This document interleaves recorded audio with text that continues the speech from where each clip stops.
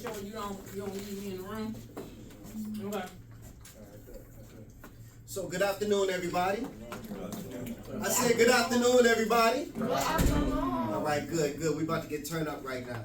So listen, I am here. My name is BLAQ ICE. I'm a spoken word artist. I travel the world. I was in Aruba a couple of weeks ago, performing, speaking, DJing, doing poetry, and I'll be in Jamaica November the 7th doing the same thing, speaking, DJing, doing spoken word poetry. And so we had a conversation and we talked about just life and how life goes. Now, I work in Cook County Stroger Hospital. By raise of hand, anybody know Cook County Stroger Hospital? Yeah. That's the hospital on the west side of Chicago. Let me ask you all another question. How many of your family members or friends or people that are associated with them have been affected by gun violence in Chicago? Right? How many of you all have known or heard of someone who was shot and killed? Right? All right. So, let me start off with this poem called Chicago. Somebody say Chicago. Chicago. Chicago. We've already had 1,000 people shot this year. Do your math, there's more than double the days there are in a year mothers fear their babies not making it home from school. Unemployed brothers that got time to look for a job, but got time to be on Facebook, Instagram, and TikTok acting a fool. And these gangs out here ain't following no rules. They ain't got no structure, but they knew exactly what they were doing when they denied parole for Jeff Ford and Larry Hoover. See, there's an old saying, cut off the head and the body would fall. Let this be a lesson to all y'all, and I'm a part of some of these Chicago artists who boast to the world on how their lyrics be so cold. And some of them will get right on stage and talk about how God saved their soul, but won't get out here and go to none of these schools or get out here on none of these streets to even try to save just one soul. And the church, y'all didn't hear me, I said in the church, if they really there to help save lives, then let me make a proposal. If the church you attend ain't involved in community affairs to help save lives, then damn it, stop paying your tithes. And as for the Black Lives Matter movement, you didn't think I was going to let you off the hook, did you? I believe that Black Lives Matter, but when a black life is going to matter to black people. March in a hood like you do downtown. Shut down some of these gas stations and liquor stores that have become breeding grounds for our babies to get shot down like they do those businesses on Black Friday downtown. Chicago, home of the monsters of the Midway. Anybody know who that is? The Chicago Bears. Home of Michael Jordan and in Chicago. Bullshit. See, I don't think they understand. What's going down in Chicago has always been about land. And I recognize the hustle. But did you ever notice that as soon as they tore the projects down, the crime rate in Chicago doubled?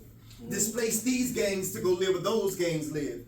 Let them kill one another. So what if an innocent baby gets killed? They'll go to the funeral and send flowers to the mother. In the meantime, let the land on the south side and the west side become devalued. And ain't no scholar, but in our community right now, they selling vacant land for just $1. Bro. And like the land that the projects used to stand on, they gonna build retail spaces and condos. And while we addicted to Facebook, Instagram, and Twitter, and these babies are addicted to nachos and cheese, and little baby Chucky say cheese, and Chicago. We had already 1,000 people shot this year. And we all have a responsibility to come out of the nightclub and get in these streets. Come out of the four walls of the church and get in these streets. Get off of your social media soapbox and get in these streets. We all like to talk the talk and we love for our voices to be heard. But when are they going to realize that it's your actions that speaks louder Your words. than your words? That's that piece, y'all. Bro. Y'all can show me some love now, y'all. So, who got a cell phone and who got internet? I want y'all to take y'all cell phones out real quick. I want to show y'all something. I want you to go to your search engine, no spaces. I want you to type in the word, hey, jackass. Hey, H-E-Y? H-E-Y, jackass. No spaces, one word, and then when you go to that, hit search, you're going to see it say Chicago. Let me know when you see it say Chicago when you search it. I got it. Okay, click on it. Hit that Chicago right there at the top. Hey, Chicago. Hey, jackass, right there. Y'all see, these are the numbers right here that we looking at. How many people got shot this week in Chicago so far? 26. 26 people got shot this week in Chicago. How many people this month so far? We are still in the month of October. 27 people got 127. 127 people got shot. How many people got murdered just this month? 29. What day are we on in the month of October? 24. You mean to tell me there's more people getting killed than there are in the days of the month? In the days of the year? These statistics, I want y'all to look at them. I want y'all to study them. They even will tell you what neighborhoods right there. You'll get on there like what neighborhoods, what they call the most violent or the most, but all this stuff is a setup. You take a neighborhood and you pull the resources out of the neighborhood. Do you know that they are not funding black schools on the south side and the west side like they're funding white schools on the north side? They get a certain amount of money per student. They got better books. They got better courses. They got more educated teachers. So the odds are stacked against us. But that doesn't mean that we have to choose the wrong path. How many people today have done something that they said, man, look, I should have never done that, or I'll never do that again? Y'all got it? And this ain't to judge nobody. Because believe me, there are people that are locked up right now. The difference between them and us is that we just didn't get caught for some of the stuff that we did. And they got caught. So they locked up right now. So we don't judge the people who locked up. We don't judge the people who are strung out on drugs. We pray for those people. Even our enemies, we pray for our enemies. Because we know that we are all just a decision away from something bad happening to us. As a matter of fact, you ain't even got to make no bad decision. Now in Chicago, all you got to do is be at the wrong place at the what? Wrong place at the wrong time. And so this is what I do, man. I go to schools. You can pass that back down to me if everybody signed it already. What I do now, I go to schools. Well, it was crazy because I've been at the hospital. I've been working at I'm finna retire in December. Anybody guess how long I've been working at the hospital? 10 years. 10 years? Okay, all right, cool. 15. 15, 20? 15 years? Okay, cool. Give me some. Y'all helping me out. I don't look too old, right?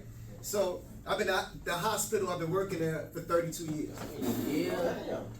I started March 1st, 1993. Who was alive in March 1st, 1993? That's up in here. So, you know, one thing that you can say about somebody who's been at one place for that long is that is consistency. Somebody say consistency. Consistency. Now, I'm not telling you to go somewhere and be there for 32 years. That's not what I'm saying.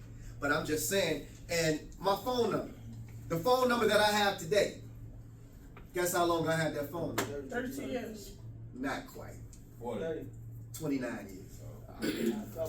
You come close. Had the same phone number. It's about consistency.